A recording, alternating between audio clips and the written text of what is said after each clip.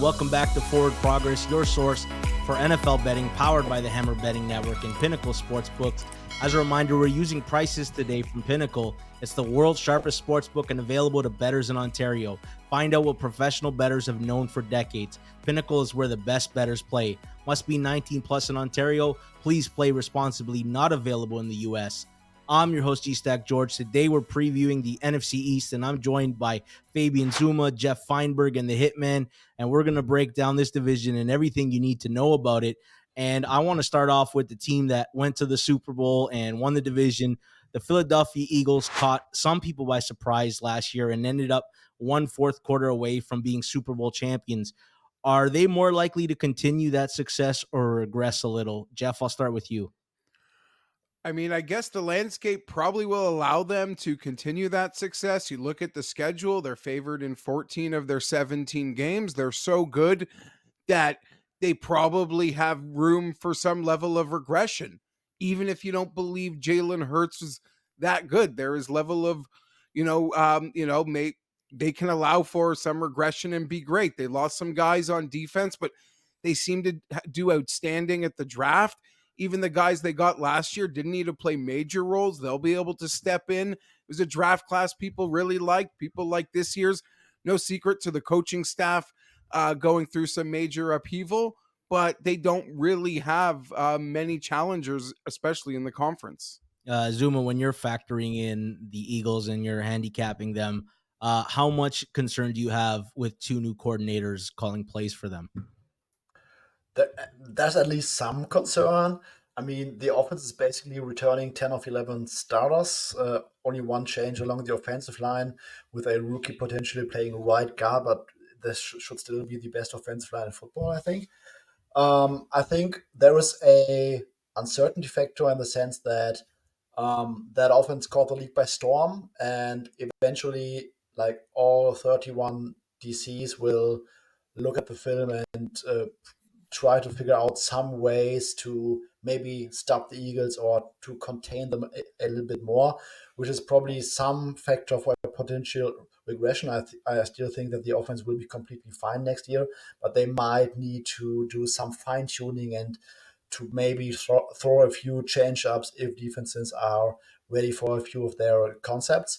And on the other side, I don't really know what to expect from Sean Desai with that defense. They lost a few starters for sure, but it's still a very talented unit overall, a good defensive line. I think they are extremely weak over the middle of the field at a linebacker and safety. Cornerback shouldn't be much of an issue, but I think offenses will figure out ways of how to attack that middle of the field or how to attack those safeties and linebackers. And in the middle of their defensive line, I mean, there are some big rookie names or second year names, but those guys are still young and might need some time to develop. Yeah, there's something to be said about like coming under the radar, surprising people, and then riding a really good season. But the truly great teams like can do it year after year when everybody's ready to give you their best shot. Hitman, I want to talk about the betting line because this number has moved from plus 100 to minus 136 for the Eagles to win the division. Like, do you think there's still some value at that number, or do you think it's actually heading in the wrong direction? I would say at that number, it's maybe headed in the wrong direction. It's nothing to do with the Eagles. Really, I think they're a loaded roster, especially in the trenches.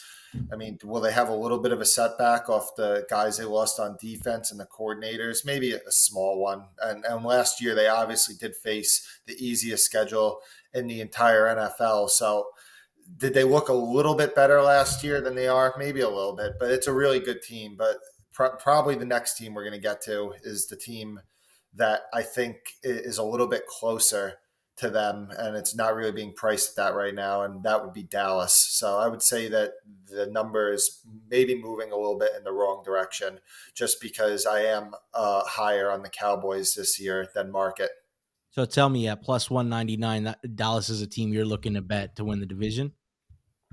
Yeah, I have a lot of exposure to Dallas this year on regular season wins. I think the division's not a bad bet. I've bet them NFC at earlier prices, Super Bowl, and I think that was the only team I bet this year on a Super Bowl price.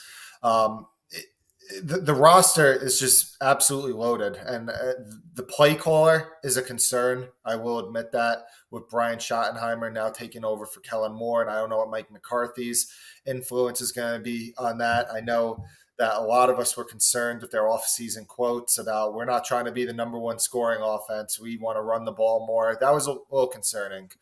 But at the end of the day, it's an offense that when Dak Prescott has been in the lineup the last 3 years, they've finished in points per game 1, 1, and 2.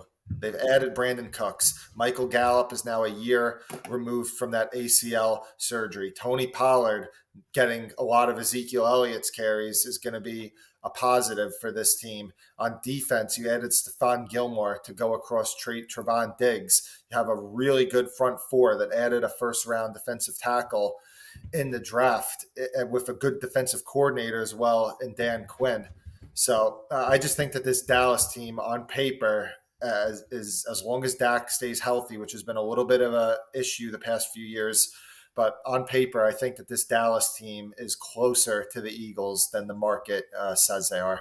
All right, Geoff, are you buying that? Like, Dallas didn't go out and make a lot of moves, but they were very calculated. They said, we need a receiver, we need a cornerback, and they went and got Brandon Cooks and Stephon Gilmore, two guys who can contribute right away, who are closer to 30. Have they closed the gap to Philly in your mind?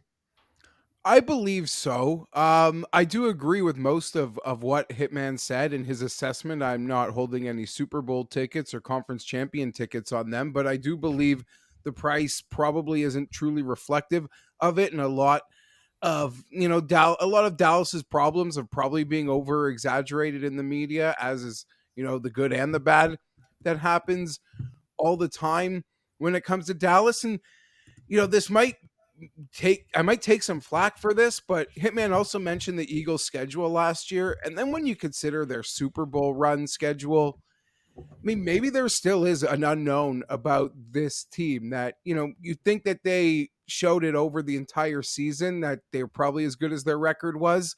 But I think they were probably overinflated quite a bit. So I'm here with Dallas. I like them to make the playoffs, wild card, all that stuff, even win the division. I don't mind. There is one Dallas prop that I do like. It's long term and it doesn't pay a ton, but it is Dallas over total point. Dallas under total points, 431.5. This is about 22 points less than they scored all of last year. But without Kellen Moore there, I really do believe the philosophical change, well, they could be just as good and win even more. I really like that one a lot. So that'd be my favorite Dallas prop, but I'm pro Dallas, as is Hitman. Zuma, are you buying into that new coaching manifesto of let's run the ball more? The quotes from Mike McCarthy, hiring Brian Schottenheimer. Are you expecting Dallas to, really gear down their offense and try to win games running the ball? I don't, because I mean, if we look at what Russell Wilson has done at Denver, and we think about how well he played under Brian Schottenheimer, I mean, I might also owe some apologies to that guy, and also Seattle was, I think, 1 or 2 seasons where they were extremely pass heavy on early downs with Russell Wilson, which worked out pretty well. And Dallas is hiring a ton of analytics people into the building, and I'm not sure that you spend all those resources on those guys if you don't actually listen to them when it's all said and done. That offense, in my opinion, is set up so well. I wouldn't say that they only get Brandon Cooks, but they also get Michael Gallup to that offense, because last season Michael Gallup played coming off that ACL injury, and he was a shell of his former self. And I think, historically speaking, wide receivers usually need one full season after their ACL injury to really get back to their previous level of play. Dak threw 15 interceptions last year, and if you go through all of those interceptions, you can make the case that 7 or 8 of them directly go to the faults of his receivers like Dalton Schultz, Michael Gallup, dropping passes right into the hands of opposing defenders. Dalton Schultz was also playing through 2 separate PCL injuries in his left or right knee. Michael Gallup was a shell of his former self, and then the other guy he was throwing to was Noah Brown. So he basically only had CeeDee Lamb as a very healthy, competent wide receiver. And this year he's throwing to Lamb, healthy Michael Gallup, and Brandon Cooks. Not sure how good they will be at tight end with rookie Luke Schoonmaker, but it's still a top 8, top 6-ish offensive line. Um, Great receiving corp. Dak Prescott, I think I'm still higher on than market or public perception in general. And I'm not really that down on Brian Scott and I'm as the OC. I'm pretty high on Dallas. Yeah, you talk about Dak's numbers. It's so like clear that he suffered from a lot of bad luck. Like he's top 5 in like EPA per play. He's top 5 in completion percentage over expectation in QBR, uh, and frankly, like his turnover worthy percentage versus how many picks he actually threw was a lot. There was a big skew there. Hitman, if you're buying Zuma's talks about throwing the ball and unleashing Dak a little, is Dak Prescott one of those dark horse MVP plays? And I know this is a curveball because I didn't put it on the list, but do you think Dak is one of those dark horse MVPs, especially if he can lead Dallas to maybe the number 1 seed in the NFC? Yeah, anytime I'm high on a team to get a lot of wins and be an NFC Super Bowl contender, you're going to look towards the quarterback. Hey, the quarterback's probably going to have a chance. So I don't hate it. I also don't hate a Micah Parsons Defensive Player of the Year, 7-1 or so, because there's a lot of talk about Parsons is going to be rushing the passer more this season, which could get a lot more of those counting stats to help him win that award. So yeah, anytime I think that there's going to be a lot of team success, you can also look in towards those markets for the individual success, like an MVP or a Defensive Player of the Year. Sure. Geoff, I want to take one more swipe at Dallas and Philly here just because I feel like they're the true 2 contenders in this division. The NFC, we often talk about the power imbalance. Does this division have 2 of the 3 best teams in the NFC, and is it clearly the 2 of the top 3 teams? Yeah, I mean, there just isn't much red meat on the bone in the NFC. I agree. I see both of these teams as legitimate Super Bowl contenders.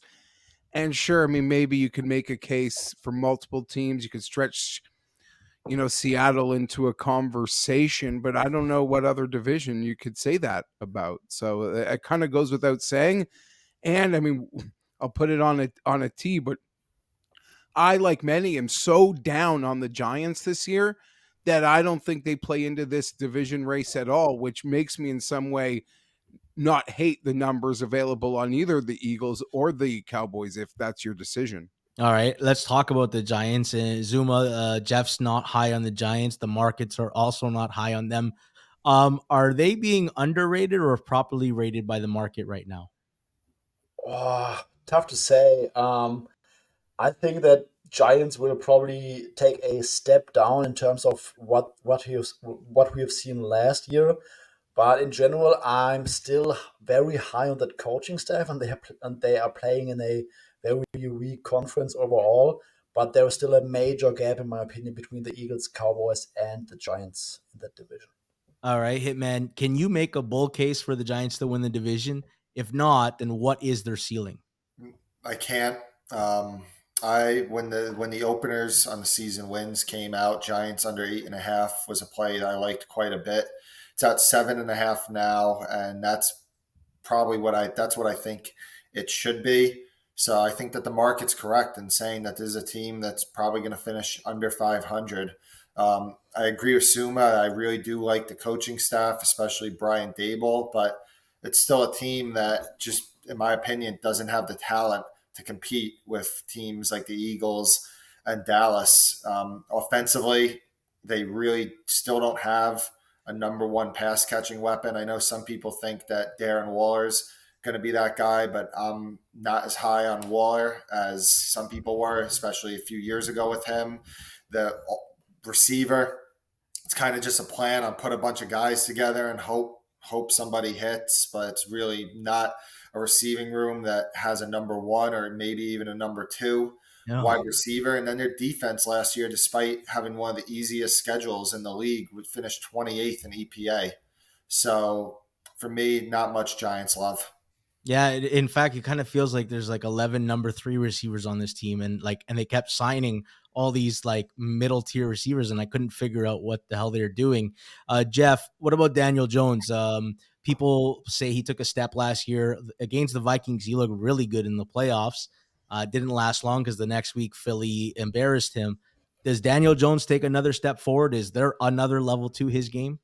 The Giants certainly hope so. I guess that's just maybe the what all median quarterbacks with some unknown of a ceiling can get paid these days. That's the best case scenario for the Giants, is that he does take another step forward. But guess what? He could be in for a world of hurt. And it's maybe low hanging fruit to pick on the guy, but that entire division is loaded with those defenses. They're all in the top 10. They cross over with the AFC East. Those are 4 defenses that I think are going to be outstanding. So it's going to be time after time. They're going to have to prove it. Outside of their defensive line, I don't love any unit on this team.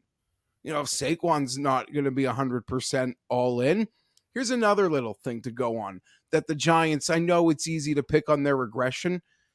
It's almost a guarantee that the team that wins coach of the year, the coach that wins coach of the year before, because expectations were so low, does not end up being able to match the expectations or the new expectations created by overachieving in the previous year. The Giants they're in trouble. They're in trouble. I mean, the juice is kind of, even to them to miss the playoffs is now flirting with minus 200. So to your first question on to Fabian, maybe that this team has gotten like too out of hand. Maybe so, but I have no interest in still picking on them to repeat last year. All right. Let's move on to the last team in the division. Zuma, the Washington Commanders, will probably be doing another name change next year. Look like they're going into the season with Sam Howell as their starter. Is there a huge range of outcomes for them because of the unknown of what he is, or are you not buying this absolute monster right tail outcome for them? I don't really buy into that. Sure, there is some chance that Sam Howell might be good, but even if he's good, you are still dealing with a bad offensive line and 2 other juggernauts within your division. I also think that Eric Bieniemy going to Washington doesn't move the needle for me as much, because I was really high on Scott Turner last year. I think that he was a really, really good play caller for the Commanders. And now you're looking at Sam Howell. I mean, correct me if I'm wrong, but late in the season, Sam Howell wasn't even active on game days. So they did not think that he could be the backup to Taylor Heineke. And that's probably a major red flag to me. So we got Sam Howell, which we have a low prior on, behind a maybe bottom 4, bottom 3 offensive line, and with a play caller change that is overrated in the media or by experts, in my opinion. So I actually like Terry McLaurin and Jahan Dotson, but I can't really see a lot of paths for the Commanders' offense to be good or to be even average next year. And when we look at the defense, yes, they were really good last year, but we know that defense is not really sticky, and I don't like their secondary at all. Like when we look at their secondary, there's only Kendall Fuller, and that's it. Like Cameron Curl, Derek Forrest, Jeremy Reeves, and then we have 2 rookies, Emmanuel Forbes and Jatavius Martin. And when you have to bank on 2 rookies to lead your secondary, that's always a recipe for not having a lot of success. So that defensive line is really, really good on paper. Chase Young might have a bounce back season, but the best defensive line in football is only worth so much if your secondary cannot cover. And if you put everything together, I don't really see how the Commanders are going to have a successful season. All right, Hitman. We talked about Sam Howell is the guy. For how long remains to be seen. They signed Jacoby Brissett as the backup. He's in the wings. This is a coaching staff that maybe isn't the most secure, and they probably need some wins this year. Are there any season-long props on Sam Howell yet? If so, are you attacking? Are you attacking those numbers? No, if there was, I probably would have bet some of them off the board by just pounding unders. And the reason is you're not going to get many props up with quarterbacks that are extremely fragile in how long they're going to play. I'm pretty confident in saying that Howell will be the week one starter. But we touched on this. Ron Rivera is on the hot seat this year, and it could be very realistic that if Howell does not play well in the first 4 or 5 weeks, that they're going to make a desperate change to Jacoby Brissett.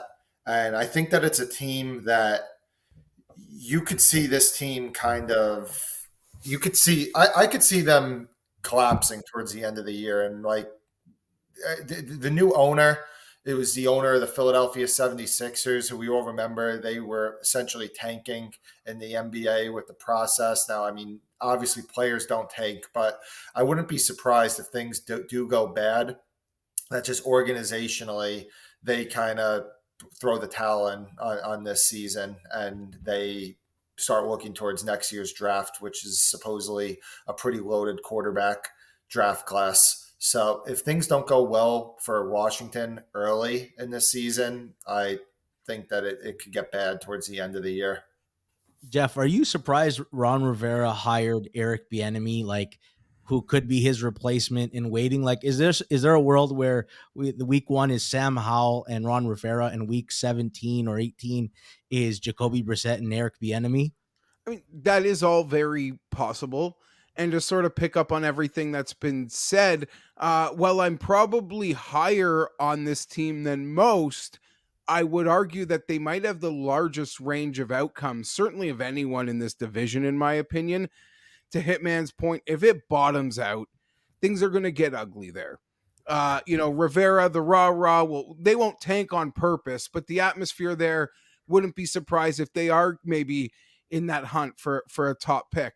But on the flip side, some new life with some play calling and with the offense and Bieniemy, and we love all the weapons there. So many receivers, the backfield with Robinson and Gibson, they can have a lot of fun and be pretty entertaining. And maybe that's the case, that they're going to be a very underrated, like fun offense to watch. Maybe I'm asking way too much of Sam Howell here.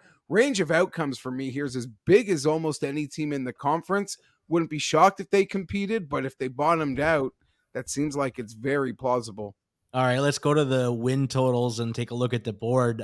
Philadelphia is at 10.5 wins. The over is juiced to minus 179. The under is plus 150. Dallas is at 9.5 wins. The over is juiced to minus 172. The under is plus 144. The Giants at 8.5 wins. The over is plus 193. The under is juiced to minus 232. In Washington, 6.5. The over is plus 120.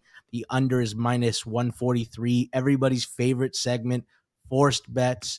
Zuma, if you were forced to make a bet on these four teams and these 8 outcomes, which one would you be doing?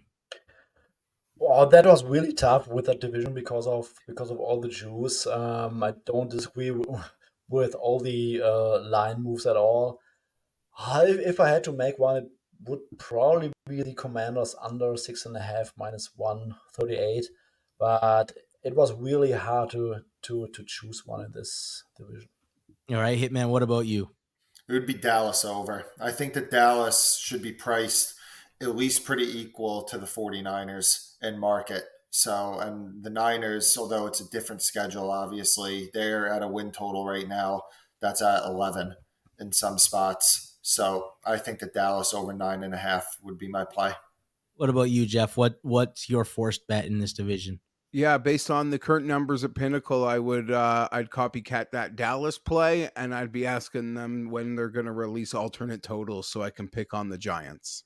Yeah, I want to pick on the Giants as maybe finishing 4th in the division. If you buy a little bit of Washington's tail and a little bit of the Giants' floor, you can get near plus 300 for that outcome, and I think that's quite interesting. Let's do one more forced bet. Pinnacle says to you guys, hey, you get $500 free roll. Philadelphia to win the Super Bowl is plus 792. Dallas is plus 1541. The Giants is plus 47.65. And if you're a maniac, Washington is plus 104.96. If you were forced and you got a little free play, who would you put your money on, Zuma? So the Super Bowl odds are currently down for me. Can you repeat the Dallas odds? Dallas is plus 1541, Philly's plus 792, and if you want the other two, check your temperature. Dallas, without a doubt. Hitman, you've already played them. Would you still play Dallas over Philly? You said Dallas was 15-1, correct? Yeah. Yeah. Yeah, I bet Dallas at 17-1 to win the Super Bowl, and that was the only Super Bowl bet that I made this entire season so far. So, yeah, at 15-1, Dallas would be my play. And Geoff, what about you? For free play, $500, who would you put your future on? Yeah, I'm not really going to be devil's advocate or get creative here. I get my playoff team and I'm double the Eagle odds. So it would be Dallas. All right. That is the division preview, the NFC East right here on Forward Progress. This was Hitman, Geoff Fienberg, and Zuma. Make sure you're subscribed to the channel. Please leave us a note telling us what you agreed and disagreed with today. This has been Forward Progress right here on the Hammer Betting Network.